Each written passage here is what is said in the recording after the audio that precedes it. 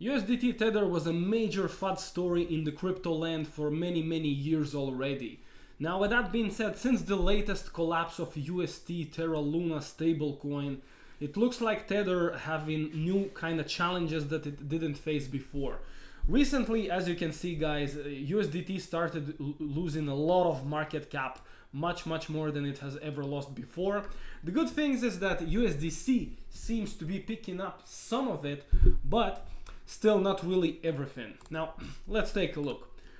What really doesn't look too great, you really don't want to see something like that. Obviously something like that happened with UST, but I just want to be specific, guys. Here we're watching here the market cap and not the price. Okay, so the price is of course still $1 or very close to $1 for USDT, but the market cap, guys, look, this is when UST started collapsing here, approximately at May 10th and at these times, and this was the peak more or less for the market cap of USDT, 83 billion, and ever since, look at that, it just went going another billion down, another billion down, another one, and then it went all the way from 83 billion to 72 billion. So $11 billion of USDT market cap was erased, and was like in redemption. According to what we have here in the article, it was redemptions. We don't know, maybe it was actually the team or it was really people who were redeeming that. The slightly odd thing for me is that all the moves here are always like by approximately $1 billion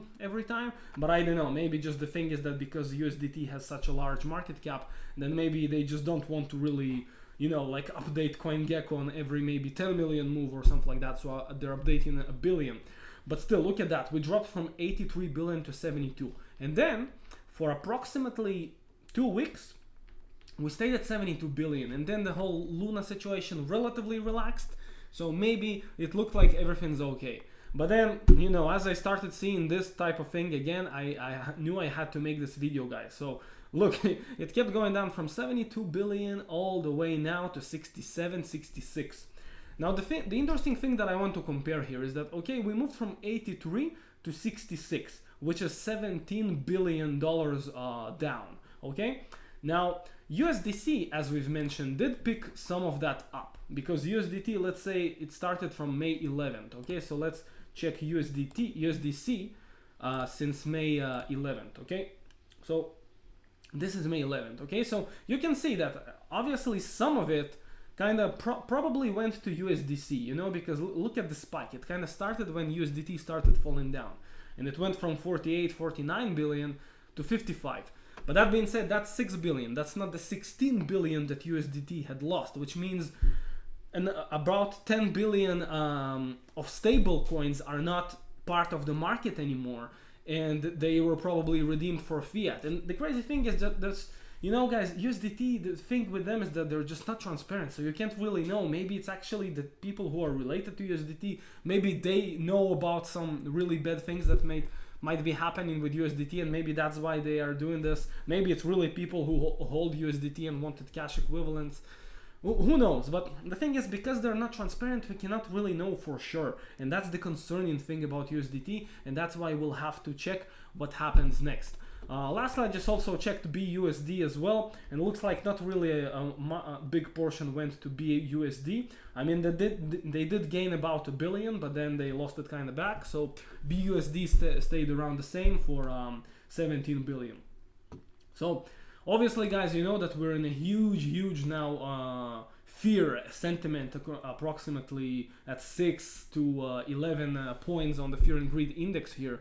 And that's like really pretty unprecedented. I mean, it was this bad only in March 2020, but even then it didn't last for a month and a half that we have it right now. So, you know what I mean? People are super fearful anyway, and this may do a really not good storm for the crypto market. Because now let me show you the next really most important reason why we don't want USDT to collapse, or at least not to collapse too fast, and we do need USDC to kind of pick it up and kind of replace possibly USDT a little bit quicker. Now look at the next thing, guys. The next thing, guys, is, as I said, the most important. Here I'm sorting the CoinGecko here according to 24-hour volume, okay? Look at the volume of USDT. And that's, by the way, after it already dropped by $16 billion in market cap. look at this volume. It's almost 40 billion. It's more than Bitcoin. It's almost double than Bitcoin's 24-hour volume. It's more than double than Ethereum. And then USDC is next, number 4. And look at the portion. Like, you still see USDT is still 8 times more, has 8 times more volume than USDC. Okay, and as you guys know, the market cap is not 8 times higher. So right now USDT is 67 and USDC is 55. So there is still some discrepancy here, you know, because USDT has 8 times more volume than USDC, but it's less than 2 times bigger than USDC in total market cap. So what I'm trying to say here, guys, is that USDT is arguably the most important asset, I guess, after Bitcoin and Ethereum on the overall crypto ecosystem, because it just has so much liquidity in all of the big centralized exchanges, and also in all the big decentralized exchanges as well. And here you can see that in all, like, Bitfinex is still a large exchange, you know, on Binance, look how much liquidity, you know what I mean, like the FTX, all the big exchanges, Kraken. USDT's volume is extremely important. And I mean, if USDT will, for whatever reason, will be collapsing too quickly, and of course I hope it's not, USDT still keep claiming that everything's fine, but you know, it happens a lot in crypto that they claim it's fine, but it's really not. So, you know, we can't really trust them. That's the problem with USDT.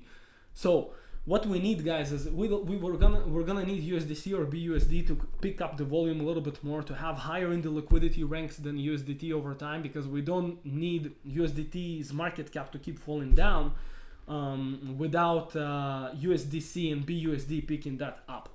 So that was the major update, guys, for today. We have to keep watching what's happening with USDT, because if the FUD will continue, you know, the market is fearful anyway. USDT's market cap is going down, and as we said, liquidity wise, USDT is extremely important. So if something will keep going not as it's supposed to go with USDT, I mean, much more downside could happen to Bitcoin and other crypto. So that's why USDT is another really major thing that I'm gonna be watching for the next, I guess, in this bear market.